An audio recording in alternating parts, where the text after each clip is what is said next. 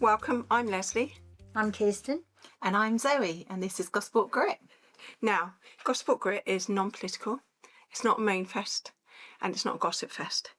It's about pride in our town, setting aspirations, and ensuring that Gosport gets what Gosport deserves. We're an all-female team, and behind the cam we have Annalise James of 22 Midnight, so thank you to Annalise. We're going to, today in our episode, we're going to introduce ourselves, how we got into politics, and a bit about our backstory, if that's okay.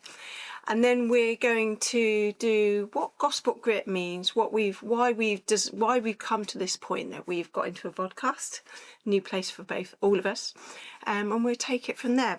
But first, we're going to do some quick fire get to know you questions. And in the hot seat is the lovely Zoe. Zoe, you ready? Yep. Okay, so in your house in the morning, coffee or chaos? Coffee, 100% coffee, proper coffee, black coffee in the morning. Okay, that's clear. Secret food combo that you love? Chips, cheese and gravy. Ooh.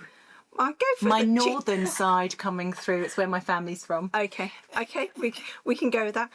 If there was a warning label on you, what would it be? Need sleep. Oh yeah, I'm with you on that one.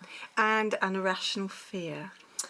Walking across 3 drains daily, most probably, is my irrational one, but flying generally. Okay. And you know it's safer to fly than drive? Yes, no, that's why it's irrational. Favourite memory of Gosport? So my nan and granddad, and my nan has been died 10 years ago, and my granddad 20 years ago. But a childhood memory was always cycling down the cycle track with them, and summers by the sea wall. I love that, and I think it's quite common for over, it's a common share. Who inspires you? So my nan, and it's, when we talk about people, I can still feel her. She used to grab my face and say, you can do it, and I can still feel that sometimes. So my nan, but I'm generally blessed with great friends, and I would say they all inspire me. Lucky girl. Mornings or evenings? Evenings. Okay. No black and white evenings. No. Okay, we've seen a little bit of insight into Zoe. Great answers. Now we're going to get to the main item on the agenda, which is we're going to introduce ourselves, backstories, and why we've got into politics. So for me, background, military history, I was the town sergeant, and when you work in the town sergeant, you make those community links with other stakeholders, partner agencies, etc. So when I retired from the police in 2017, it seemed a natural progression that I would move out of the police, but continue those links of working with voluntary organisations, the council, etc. So that's how I actually got into politics. What about you, Kirsten? Well, I started my career working with money. My first 10 years was working with money, first in banking, and then I moved across to travel agents, and I ran the foreign exchange desk. So that was all nice, very community based. Okay. And then after having children, I was out doing postal work. So it was a great way to keep me fit. It worked around my naval husband. I could drop the girls at school and go to work. And that is definitely out in the community. So it's all been customer service, and if you're out there falling over bushes and broken pavements, if you can't fix it, do something about it. So actually I got to know one of the ward councillors where I was delivering, and after I'd finished being a postie after lockdown, they approached me and said, would you like to first do their leaflets, which helped keep me fit again because I needed it after all that walking. But then it was about standing in my area, and as I'm proud to where I live, I thought, why not? So yeah. You were headhunted. I was headhunted. Unlike me, who just said, I want it. But out being a post lady, I did that for 11 years. So it was a great way to get to know the whole town. So now, being mayor of the town, I know everybody. Well, not everybody, but I know every area. I know what's down this corner. Yeah. I don't see it as a tunnel vision. So, yeah, it's brilliant. Got an inside scoop on Gosport. Wow. But it kept me very fit at the time as well. Those days are over, I'm afraid. Well, delivering leaflets. Well, yeah, they come up now and again. And what about you, Zoe? So my background was that I've been in further education for about 24 years. And when I first entered teaching in a college, I got involved in education policy. So it was really education policy that took me into sort of politics. Yeah. So I attended a couple of events up in Parliament about key skills and MVQs. So it was really policy. But at the same time, my son at school was going through some hard times. So again, it was looking at the school system. And then my son was diagnosed with ADHD and on the autistic spectrum. So I was really interested of how the policy and the systems were working, and where, again, similar to you, Kirsten, is what can I do to help fix that? Which you might say is quite a central policy, but then actually what I got to do is learn the community around me regarding community learning. And then eventually I had the time, because it is about the time, we all know, I, a bit like Kirsten, I got asked, and then you sort of have that conversation, and then was really delighted to be able to be part and stand for my community, because that's what it's about, isn't it? It's about representing and standing for your community, and whether or not that's a single issue that takes you into politics, or whether or not it's understanding your whole community. And we've been very fortunate in that. We come from very different backgrounds, but I think what does unite us is that we do want to represent our community, and we want to help our community. And there is joy that comes from that. So for me, as being a counsellor, it's helping our community, be it helping somebody get some adaptations in the home to keep them safe as an older person, advocating for somebody for their children with education needs, or making a road safer. I just wonder, from all of us, what we think is, what are the delights of being a counsellor, and perhaps what are the challenges?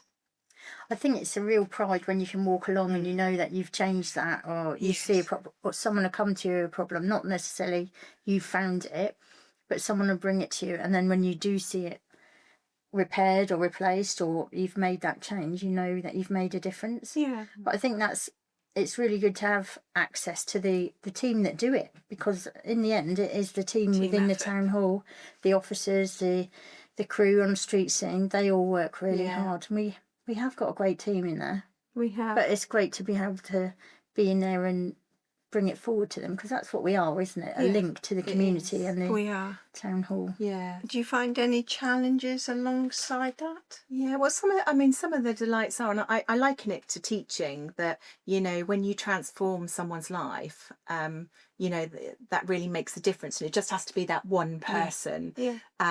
You know, and then you know, you feel like you've contributed and you valued. So I always am asked, you know, why do I do the things that I do? And they're not just politics.